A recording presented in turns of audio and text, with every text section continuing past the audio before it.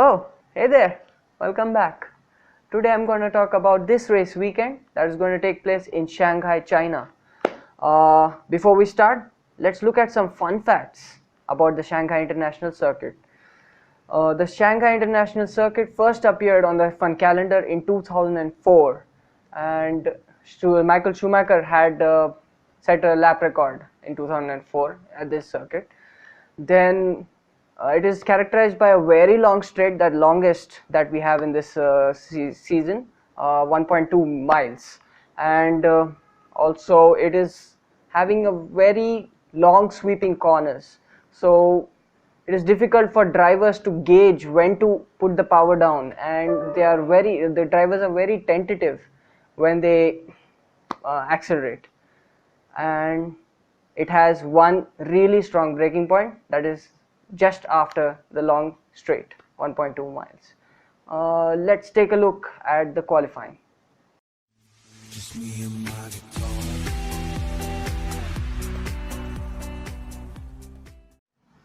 So did you guys watch the qualifying today? What were your views? My views were a little iffy, I can say. They were not good nor bad.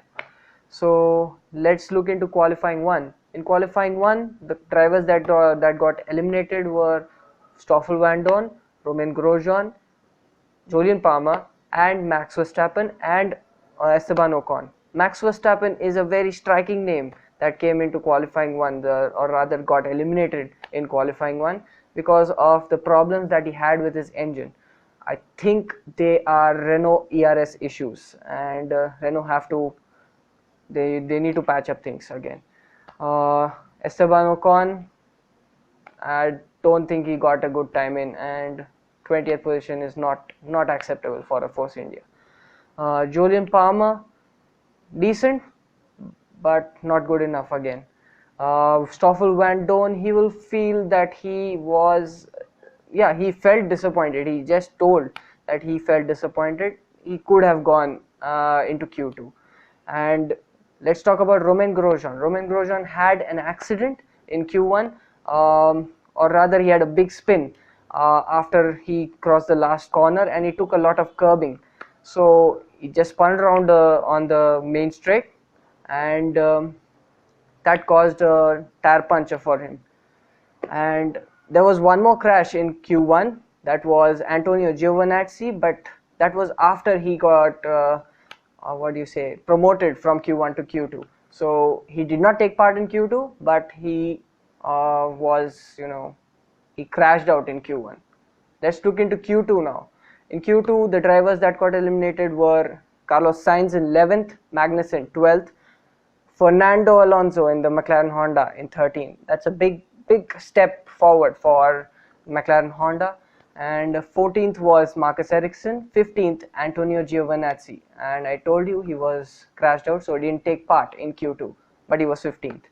Marcus Ericsson, good work by Sauber to get 14 and 15.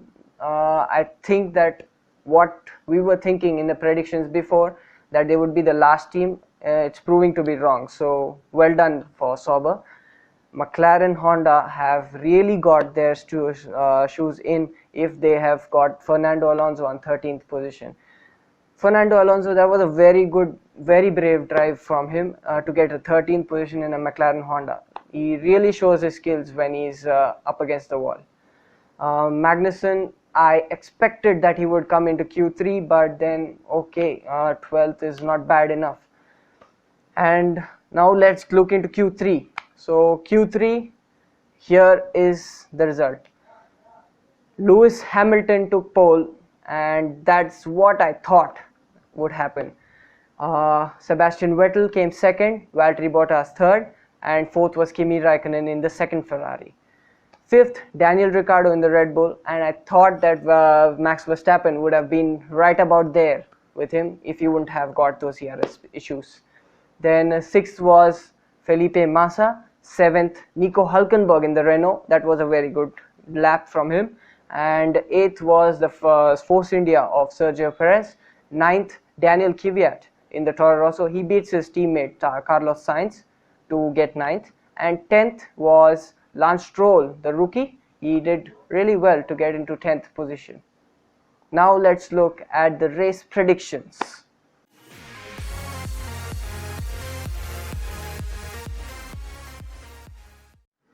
The race predictions for tomorrow's Chinese Grand Prix in Shanghai.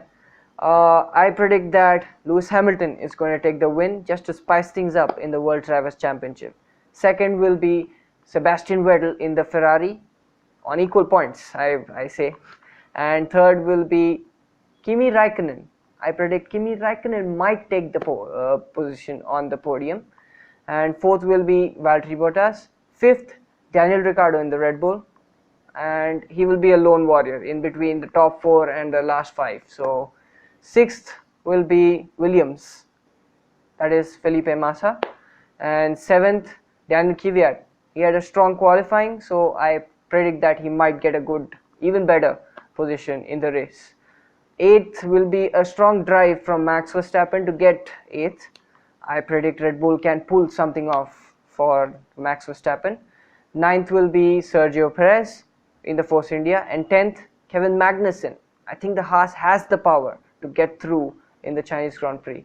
So that is the prediction that I have for tomorrow's.